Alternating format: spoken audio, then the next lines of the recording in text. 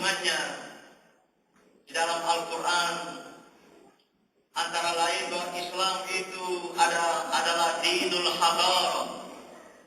Islam adalah agama kemajuan, agama yang mendorong kehidupan umatnya untuk maju. Maka Rasul menegaskan dalam sabdanya, man arada dunya fa'alaihi bil ilmi. Barang siapa yang menginginkan keunggulan, kemajuan dalam kehidupan di dunia, maka harus merebut dan menguasai ilmu pengetahuan, tentu dengan teknologi.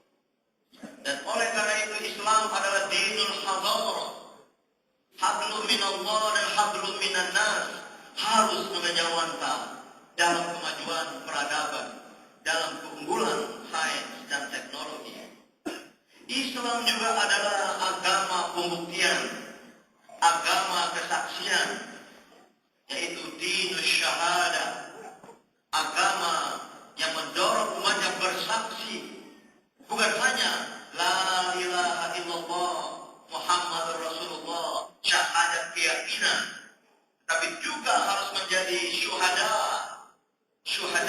pembukti yang mampu memberikan kesaksian-kesaksian, bukan syuhada yang hanya mau meninggal di medan perang, bukan hanya syuhada yang meninggal dengan bunuh diri, tapi syuhada adalah saksi-saksi terhadap peradaban. Litakunu syuhada'a 'alan nas. Begitu kata Allah dalam Al-Quran. Jadilah kamu semua syuhada, saksi-saksi kepada semua manusia, saksi-saksi kepada dunia. Bagi kita umat Islam pertama adalah khairul ummah, umat yang terbaik. Yang kedua bagi kita umat Islam adalah ummatan wasata, umat tenaga, umat yang melalui jalan tengah, as-siratal mustaqim, yang selalu kita berdoa agar kita ditujukan kepadanya. Tidak hanya mengandung arti jalan lurus, al-mustaqim jalan lurus, tapi juga al-istiqomah, jalan tengah yang tidak terjebak kepada ekstrem kanan maupun ekstrem kiri. Tetapi as-siratal mustaqim juga mengandung arti jalan konsisten, yaitu jalan penuh dengan istiqomah. Dan oleh karena itu pesan Islam kepada pemeluknya, jadilah kamu semua sebagai syuhada 'alan nas, yaitu syahid-syahid yang mampu memberikan saksi terhadap peradaban dunia. Maka selain kita memiliki apa yang saya sebut sebagai syahadat keyakinan tentang keesaan Allah, tentang kerasulan Muhammad SAW, tapi perlu kita jelmakan syahadat peradaban, yaitu untuk menjadi umat yang maju, umat yang unggul.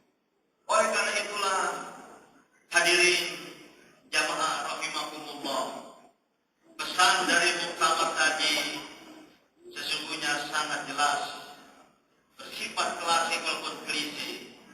Menghadapi tantangan sekarang ini, kita tidak boleh hanya berkeluh kesah, kita tidak boleh hanya kemudian menyalahkan pihak lain bahwa keadaan umat Islam seperti sekarang ini, termasuk di Indonesia, lantaran pihak lain melakukan rekayasa, lantaran pihak lain melakukan upaya-upaya untuk mengerdilkan kita, untuk memojokkan kita.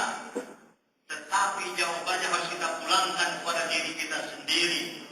Kita perlu melakukan muhasabah, melakukan mawas diri, evaluasi, introspeksi dan retrospeksi tentang apa-apa yang telah kita lakukan selama ini. Dan itulah pesan Al-Quran yang sering kita dengar. Innallaha la yughayyiru ma biqaumin hatta yughayyiru ma bi anfusihim. Sesungguhnya Allah tidak akan mengubah keadaan sesuatu umat kecuali umat itu sendiri melakukan perubahan terhadap dirinya. Mari kita camkan ayat ini. Kecuali mereka umat itu melakukan perubahan terhadap ma bi anfusihim. Ma bi anfusihim mengandung arti apa-apa yang ada dalam diri mereka sendiri. dunia, menyangkut wawasan, menyangkut cara pikir, menyangkut minda, yaitu cara pikir kita terhadap apa yang kita hadapi itu sendiri. Maka inilah yang harus kita lakukan, melakukan reformasi diri, melakukan reformasi mentalitas umat Islam. Dan inilah hadirin dan hadirat yang diperlukan oleh umat Islam Indonesia. Kalau kita ingin bangkit dan maju, menjadi kelompok yang tidak hanya besar dalam jumlah dan bilangan, tapi besar dalam mutu dan kualitas. Kalau seandainya umat Islam di Indonesia, yang merupakan bagian terbesar dari penduduk negeri ini, ingin menjadikan penentu Indonesia, yang ingin menjadikan pengendali Indonesia, maka harus ada perubahan secara mendasar dalam diri umat Islam. Yaitu kita menangkap pesan Islam, api Islam, semangat Islam sebagai dinul hadarah, agama kemajuan, sekaligus sebagai dinul syahadah, agama kesaksian dan pembuktian. Semoga Ramadan yang kembali kita temui tahun ini merupakan bulan pelatihan, merupakan bulan tazkiyatun nafs, penyucian jiwa, tapi sekaligus sebagai taqwiyatun nafs, penguatan diri, capacity building, peningkatan kapasitas diri umat Islam, sehingga mampu membawa nanti di akhir Ramadan pribadi-pribadi muslim yang bertakwa, dalam arti yang mencapai kekuatan baru, mencapai semangat baru.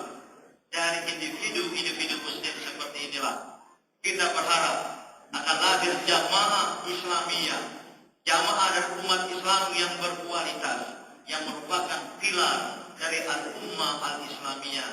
Inilah yang seyogianya kita usahakan, kita upayakan pada sisa-sisa hari-hari Ramadan yang kita temui tahun ini. Semoga bermanfaat. Wabillahi taufiq wal hidayah. Wassalamualaikum warahmatullahi wabarakatuh.